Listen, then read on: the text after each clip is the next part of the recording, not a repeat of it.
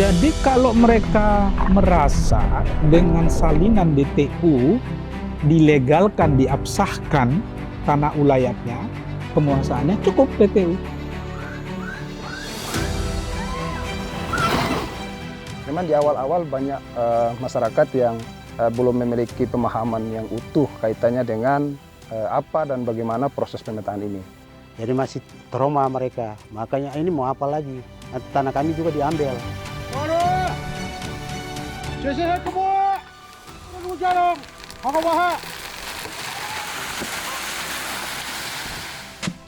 Mungkin orang tua susah payah kerja untuk anak, menyekolahkan anak-anak toh. Jadi harapan untuk anak-anak ke depan berhasil.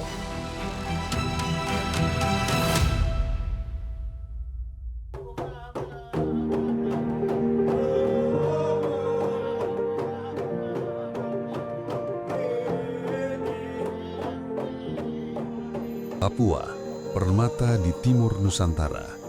Tanahnya subur, lautannya menawan, budayanya kaya, menjadi daya tarik bagi siapa saja yang mencintai alam dan kehidupan. Namun, lebih dari bentang alam yang mempesona, Papua menyimpan kekayaan tak kasat mata, adat yang dijaga dengan sepenuh jiwa.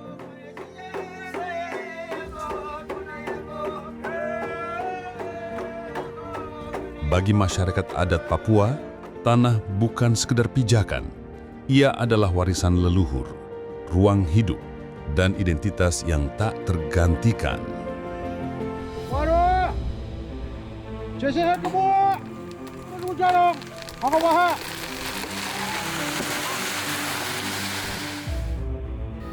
Tanah ulayat itu disebut kalau istilah di kampung itu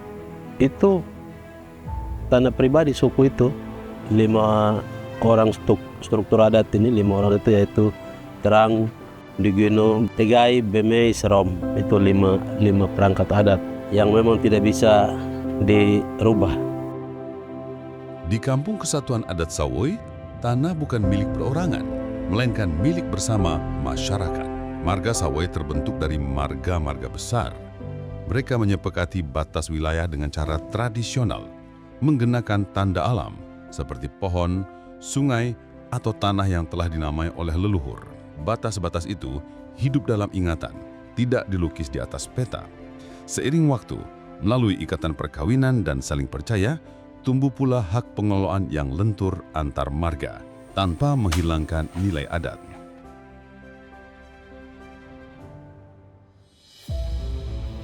Kehidupan masyarakat adat ini sangat erat dan bergantung dengan tanah adat mereka. Mereka hidup dalam kelompok-kelompok masyarakat adat dan bergantung dengan tanah adat mereka. Tanah dan masyarakat itu menjadi satu kesatuan yang susah untuk dipisahkan, menjadi satu. Ada istilah tanah merupakan ibu dari masyarakat hukum adat. Tanah ulayat adalah tanah yang berada di wilayah penguasaan masyarakat hukum adat atau MHA, yang menurut kenyataannya masih ada dan tidak dilekati dengan sesuatu hak atas tanah dan bersifat komunal. Yang kita lihat selama ini terjadi akibat dari ketidakjelasan batas dan juga pemilikan tanah adat tersebut dan belum didaftarkan. Apabila ada sebuah kegiatan pembangunan ataupun ada kegiatan investasi masuk, disitulah mulai timbul persoalan-persoalan konflik antara masyarakat adat. Entah masyarakat adat dan masyarakat adat dan pemerintah, ataupun masyarakat adat dengan investor. Nah, ini tentunya menimbulkan gejolak dan krisis di wilayah Papua. Sekarang kita lihat di wilayah pegunungan, bagaimana konflik yang terjadi di antara masyarakat terkait dengan pembangunan pusat pemerintahan. Akibat dari belum adanya pemetaan masyarakat adat, saling klaim antar suku dalam satu wilayah yang ada pembangunan, ada investasi. Nah, seperti itu. Salah satu upaya untuk melindungi tanah ulayat adalah melalui mekanisme pendaftaran tanah ulayat yang diberikan negara melalui Kementerian ATR BPN. Jadi awal mula kami masuk di Sawoi itu memang prosesnya sudah cukup panjang ya dari pemerintah daerah. Pertama kali masuk itu memang melakukan sosialisasi bersama dengan pemerintah daerah, kemudian ada juga teman-teman mitra CSO yang lain. dan juga para pemangku adat. Proses sosialisasi itu dilakukan di beberapa kali sebagai bentuk tahapan dari proses pemetaan itu sendiri. Jadi main sosialisasi dulu, kemudian masuk Lokakarya 1, mengumpulkan sejumlah fasilitator kampung untuk menyampaikan maksud dan tujuan daripada proses pemetaan itu sendiri. Nah, pada awalnya itu kami selaku pemuda itu kami diberitahukan oleh para Ondo Afi, datang memberitahukan kepada kami di sekretariat KNPI bahwa kami akan melakukan pemetaan wilayah adat.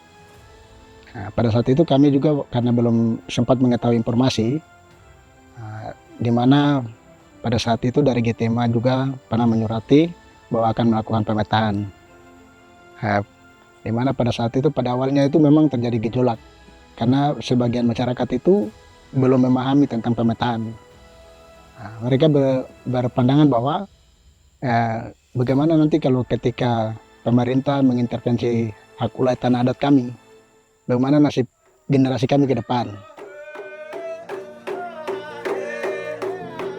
Bapak-bapak yang ada di kampung,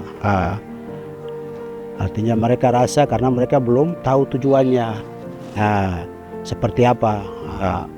Artinya sudah ada pengalaman mereka, tanah mereka sempat kehilangan, itu tanah transmigrasi Besom itu. Jadi masih trauma mereka, makanya ini mau apa lagi, nanti tanah kami juga diambil. Begitu. Memang di awal-awal banyak masyarakat yang belum memiliki pemahaman yang utuh kaitannya dengan apa dan bagaimana proses pemetaan ini.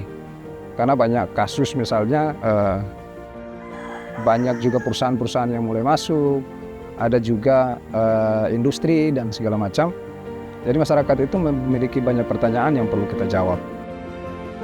Tahun 2023, masyarakat adat Sawai menandai satu tonggak penting. Tanah ulayat mereka memperoleh sertifikat resmi dari negara melalui skema hak pengelolaan atau HPL. HPL adalah bentuk pengakuan hukum negara terhadap tanah ulayat. Lewat skema ini, masyarakat adat tidak kehilangan tanahnya, justru memperoleh kepastian hukum atas pengelolanya. Mereka tetap menjadi pemegang kendali, tetap dengan cara adat. Hanya kini, pengakuan itu juga sah dalam sistem hukum negara. Jadi Permen 14 ini sebenarnya bukan peraturan menteri yang baru ya, yang dikeluarkan oleh ATR BPN. Sudah dimulai sejak tahun 1999 dan ini adalah permen yang keempat. Nah, keempat permen itu sebenarnya mengatur hal yang sama, yaitu mengenai pengadministrasian tanah-tanah ulayat atau tanah-tanah adat yang ada di Indonesia.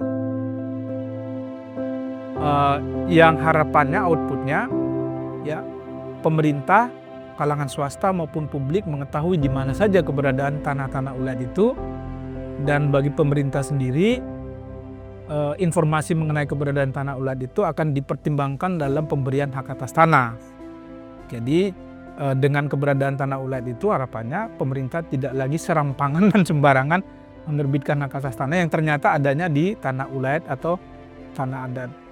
Bagi kalangan swasta ini penting karena mereka juga mendapatkan informasi ya, kalau misalnya mereka mau berinvestasi di satu tempat, di satu lokasi, nah mereka sudah dapat informasi dari awal apakah di lokasi atau daerah itu ada tanah ulayat atau tidak. Kalau mereka tahu di situ ada tanah ulayat, berarti mereka dari awal sudah bisa berpikir, oh saya nanti akan berurusan, berkomunikasi dengan masyarakat hukum adat. Jadi itu kira-kira isi dari permen itu. Perlu kita memahami pemikiran dan budaya masyarakat adat untuk bisa menyatukan dengan aturan-aturan di bidang pertanahan, sehingga masyarakat adat bisa menerima konsep daripada pembuatan sertifikat hak pengelolaan ini. Pertama itu dari dalam masyarakat adat sendiri, yaitu pemahaman mereka tentang konsep sertifikat tanah ulayat ini. Mereka masih berpikiran tentang sertifikat itu bisa dialihkan. Sertifikat itu akan menimbulkan tanggungan pajak seperti itu. Itu yang perlu kita pastikan. Bahwa sertifikat ini memang tidak bisa untuk diperjualbelikan, hanya bisa dikerjasamakan, investasikan seperti itu. Kita harus bisa yakinkan mereka dengan melibatkan berbagai pihak. Karena pada awal kita masuk itu mereka juga menolak, ini mau bikin apa? Bagaimana kalau suatu waktu sertifikat ini kemudian dijual oleh kita punya anak-anak atau siapapun yang kemudian berniat tidak baik? Tidak bisa kita sampaikan. Karena itu struktur adat itu masuk di dalam proses sertifikat. Jadi semua harus mengetahui dalam prosedur dan dibatasi, tidak bisa untuk diperjualbelikan. Pada saat kita gunakan alat namanya GPS itu untuk garis-garis itu masyarakat ini semua. Itu mobil datang itu langsung semua naik di mobil penuh, bahkan ada yang tidak bisa dimuat lagi, mobilnya penuh, harus mobilnya balik lagi, jemput lagi. Nah, seperti itu dukungannya itu luar biasa. HPL atau hak pengelolaan membuka peluang, kerjasama ekonomi, perlindungan hukum, hingga penguatan kedudukan masyarakat adat dalam pembangunan. Namun, jalan ini juga memunculkan pertanyaan, apakah masyarakat adat siap menyusun rencana penggunaan lahan sesuai syarat HPL? Akankah adat dan birokrasi bisa berjalan berdampingan? Jadi memang ini ada perdebatan yang cukup panjang sebenarnya, yang merupakan bagian dari proses penyusunan Permen 14. Dari seluruh rangkaian pendaftaran tanah ulayat ya, dari mulai awal sampai akhir diperkenalkan dua opsi, yaitu opsi cukup sampai di daftar tanah ulayat, lengkapnya daftar tanah ulayat umum, ya berhenti sampai di situ. Yang dengan daftar tanah ulayat itu sudah ada informasi mengenai bidang tanah ulayatnya, termasuk informasi siapa masyarakat hukum adat pemiliknya.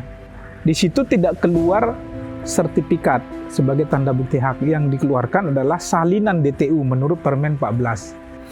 Yang kedua adalah opsi sertifikat HPL, hak pengelolaan di atas tanah ulayat.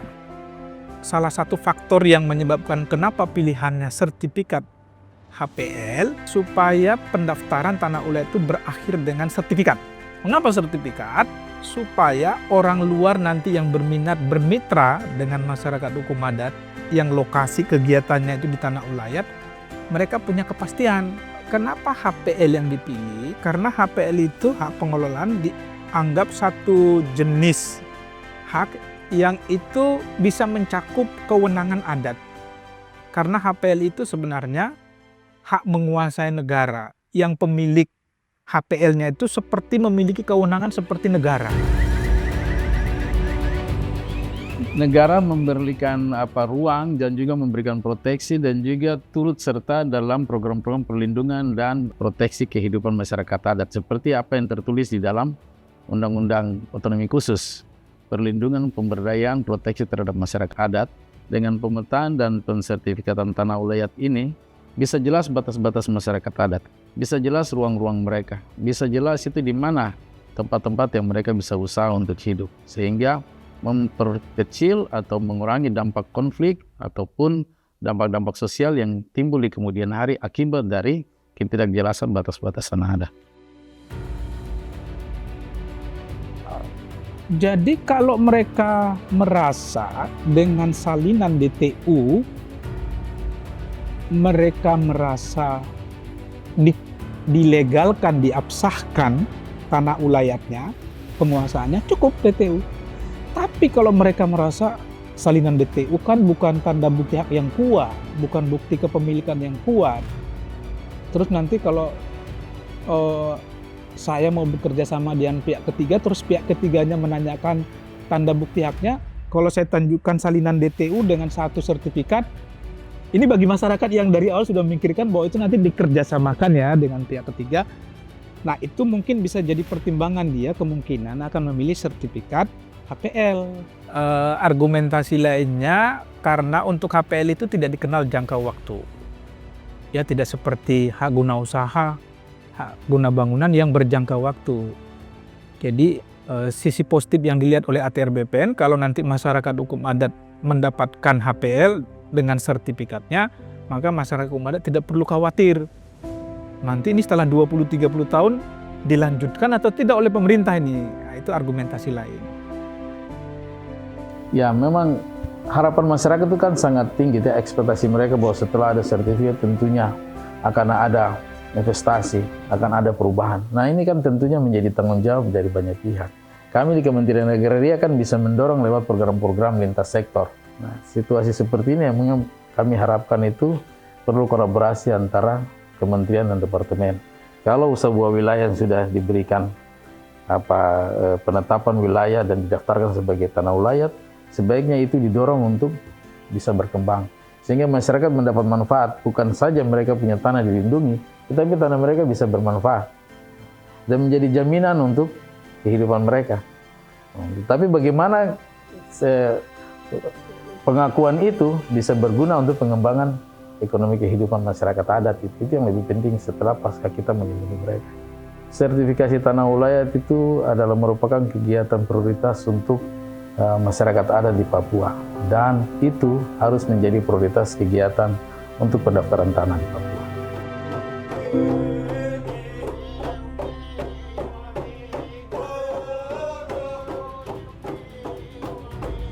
Yang pasti, sertifikasi tanah ulayat melalui HPL adalah awal, bukan akhir. Awal untuk menguji komitmen bersama antara negara dan masyarakat adat agar hukum positif tak menghapus hukum adat, tapi memperkuatnya. Semoga pengakuan ini tidak sekedar formalitas administratif, tapi benar-benar menjadi jembatan menuju masa depan yang adil, di mana tanah adat tetap lestari dan masyarakat adat berdiri tegak di atas tanah yang mereka cintai. Kami di BPN sebagai eksekutor proses penerbitan sertifikat tanah ulayatnya. Tetapi dalam proses pendataan, penelitian, sampai penetapan masyarakat adat, itu menjadi bagian dari porsi departemen yang lain. Perlukan di situ saling kerjasama. Itu menjadi tantangan kami sebenarnya. Kami tetap melindungi hak-hak adat, tetapi hak-hak privat yang lain pun tetap kita lindungi. Sehingga pertumbuhan pembangunan itu bisa berjalan sejajar. Masyarakat adat tidak tersingkirkan di dalam program pembangunan yang sedang berjalan. Nah, itu bisa menjadi contoh untuk kita bawa ke daerah lain. Bahwa kalau pemerintah daerah siap, masyarakat adat siap, ini bisa selesai.